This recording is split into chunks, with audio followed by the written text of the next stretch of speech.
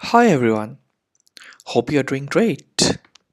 So let us see what we are going to learn in this video. Here we'll be learning about the fundamental theorem of arithmetic. Oh my god, what is this? Let us see. This fundamental theorem of arithmetic is actually a very common thing that you have already studied till now, but you have never thought it that way. Okay, so without wasting any time, let me tell you what do you actually mean by this theorem. Fundamental theorem of arithmetic. Before coming to the theorem, let me take very few basic examples. Say I have a number, say 1000. So you all know how to prime factorize the number 1000. After prime factorization, 1000 can be written as 2 cube into 5 cube. Am I right? Yes. 2 cube is 8, 5 cube is 125, 125 eights are 1000, right? And both are the prime factors of 1000. And I can say that 1000 can be prime factorized as 2 cube into 5 cube. Let me take some another number, say for example 364. After prime factorization, this number can be written as 2 square into 7 into 13. This is the prime factorization of 364. You can do it and check and you will get the same answer. Say take another number 24. 24 is nothing but 6 into 4, right? But obviously they are not the prime factors. So if I want to prime factorize that, I can write it as 2 cube into 3. Right? So 2 cube into 3 is nothing but the prime factorization of 24. Let me take one more last number, say for example 50.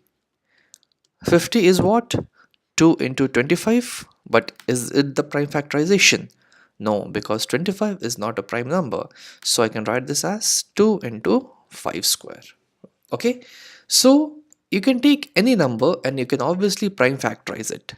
What I want you to focus here is that can you say or can you see here that 1000 and 364 have different set of prime factors? Say 364 and 24, again they have different set of prime factors.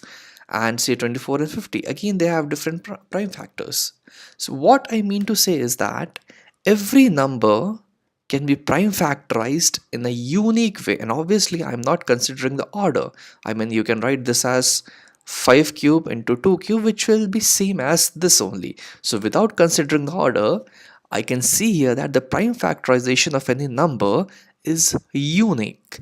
If for example in 364 you are getting 2 square into 7 to 13, then there is no another number in this whole world which will have the same prime factorization as this except 364 itself. This is what fundamental theorem of arithmetic says. So let me tell the statement to you. What is the statement of fundamental theorem of arithmetic? Every composite number can be expressed as a product of primes, and this factorization is unique apart from the factors in which prime factors occur. Right? So this is what I said. We are not considering the order. If the order of the arrangement is immaterial, every composite number can be expressed as a product of primes, and this factorization is unique, as you can see from above examples. This is what is known as fundamental theorem of arithmetic, and it has many applications throughout mathematics. For example, if I'll tell you, let us take a very simple basic question. If I have 6 to the power of n, I am given, say there is a number in the form of 6 to the power of n, and if I'll ask you for what value of n, for what value of n will this number end in 0? Can you tell me the answer? Let us think a bit. Now I know that 6 to the power of n is nothing but 2 into 3 to the power of n, that is 2 to the power of n into 3 to the power of n. Now think a very small thing. How can you get 0 at the end of any number? 0 and say, let's say, take example, say 50. I have 50, I have 0 in it. How? Because this is nothing but 5 into 10, right? I have a 10 here.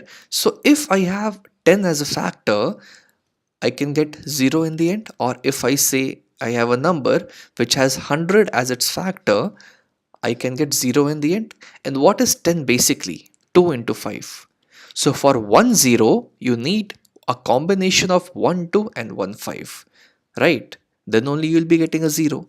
In the same way, now see the number 6 to the power of n. It has only the factors 2 and 3. Okay, in order to get a 0, you have 2 here, but you don't have 5. Hence, 6 to the power of n will never have 0 in its end, whatever the value of n is. Okay, this was one of the applications. Another application of prime factorization is finding the LCM and HCF of the number.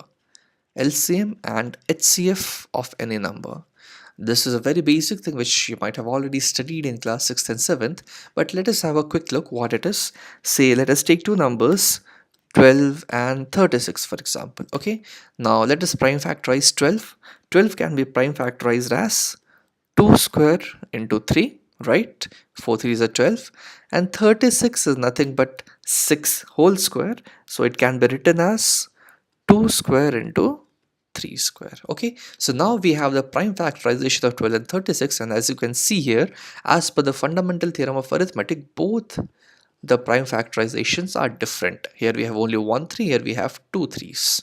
Okay, so now if I want to find the HCF of 12 and 36, okay, so HCF of 12 and 36 is nothing but the product of smallest power of each common prime factor. I'll write that for you.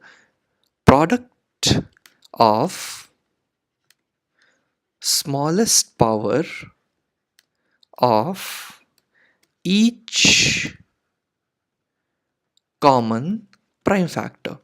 That will give you your HCF. So here we have the prime factors 2 and 3. The smallest power of 2 is 2 square itself, and the smallest power of 3 is 3. So my HCF will become 4 into 3, and that is 12 itself. Similarly, if I want to write the LCM, LCM is nothing but the product of the greatest power of each factor involved. Okay, product of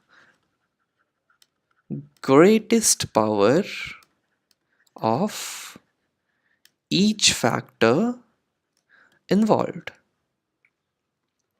So let us try to apply this here. Greatest power of each factor involved. Here two factors are involved, 2 and 3. So greatest power of 2 is 2 square and greatest power of 3 is 3 square, which gave me 9 into 4, that is 36 itself. Hence 36 is the LCM and 12 is the HCF. So now I hope that this fundamental of theorem is very clear to you. Its applications in day-to-day solving math problems are pretty clear. And thanks for watching the video. Thank you.